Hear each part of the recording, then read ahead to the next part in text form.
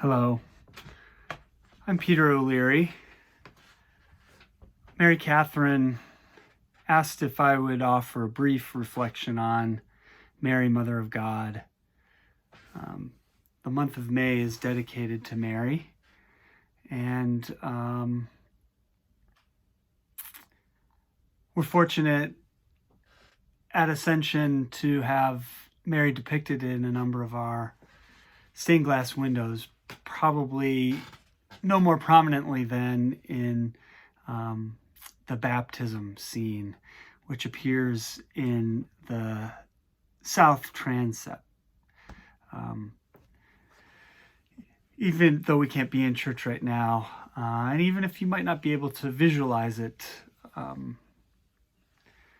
immediately, once we're back in church, you'll recognize it. So in the church, we have a term that we can use, or it's used to describe the worship that is reserved for God and the Trinity. It's a Greek word, which is latria, Latria.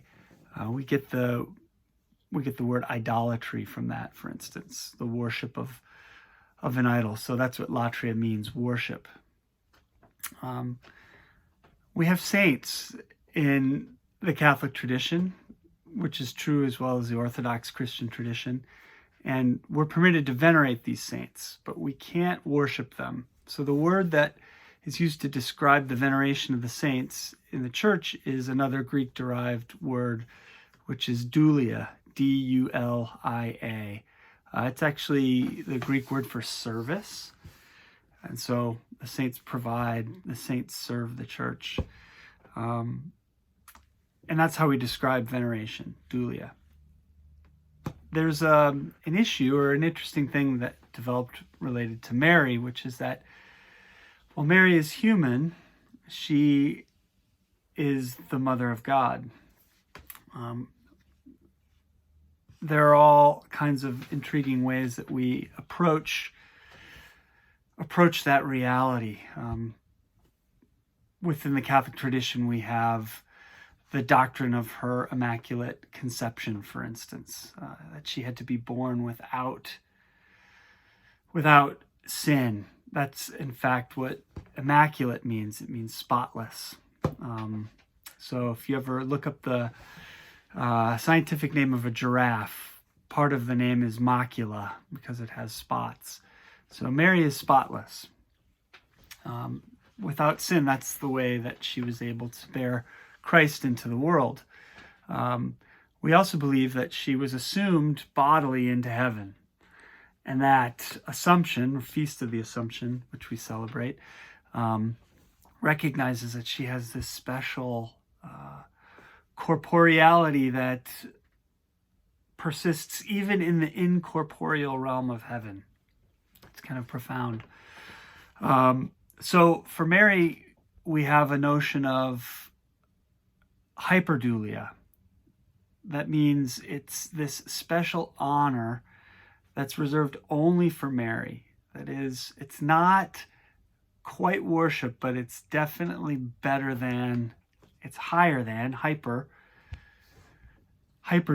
It's higher than veneration. It's something special in that regard. So the Western Church in the Middle Ages, it saw this vivid concentration of hyperdulia for Mary manifest in a series of cathedrals built in dedication to her, and none greater than the cathedral at Chartres, which is outside of Paris, and it's legendary for its stained glass windows.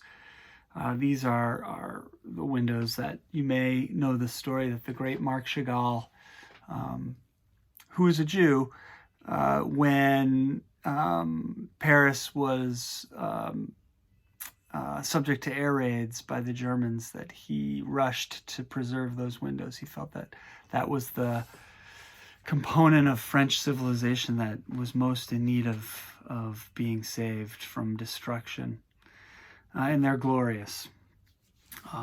I had the opportunity to visit Chartres for the first time just last summer, And it was knees weakening to step inside that space and see the windows, the way that the light was transformed through them.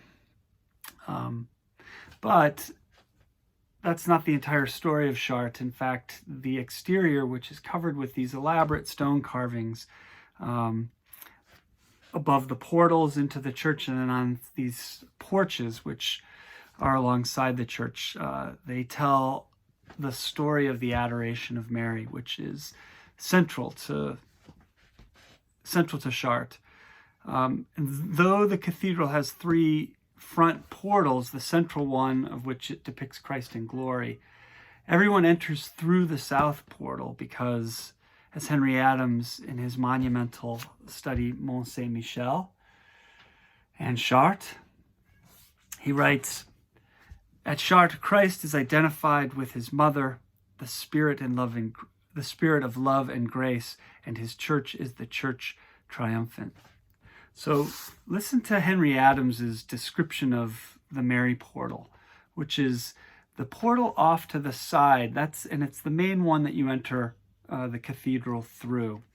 He writes, "In the center sits Mary, with her crown on her head and her son in her lap, enthroned, receiving the homage of heaven and earth, of all time, ancient and modern, of all thought, Christian and pagan, of all men and all women, including, if you please, your homage and mine, which she receives without question as her due, which she cannot be said to claim, because she is above making claims. She is empress.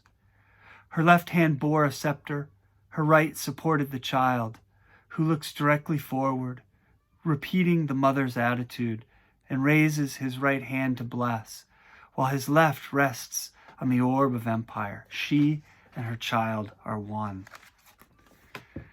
And it's amazing because you have to enter into the church under Mary, under the sign of Mary.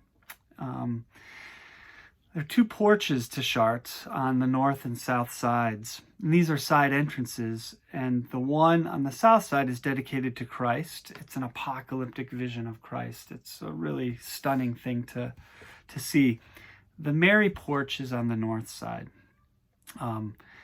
And the north side, according again to Henry Adams, is endowed with a special power that he movingly summarizes. I'm going to read this for you as well. He says, "We begin with the north porch because it belonged to the Virgin Mary. And it belonged to the Virgin because the north was cold, bleak, sunless, windy, and needed warmth, peace, affection, and power to protect against the assaults of Satan and his swarming devils. There, the all-suffering, but the all-powerful mother, who received other mothers who suffered like her, but who, as a rule, were not powerful. Traditionally, in the primitive church, the northern porch belonged to the women. When they needed help, they came here, because it was the only place in the world, or in any other, where they had much hope of finding even a reception. See how Mary received them." I love that the north porch, the porch that gets less sunlight, that's the one where you need Mary the most. I feel it's appropriate for these times. It's been a challenging few months, so we're in the north. We're standing at the foot of the north porch. I'm hoping any of you who watch this are safe and healthy, and I look forward to seeing you again in church.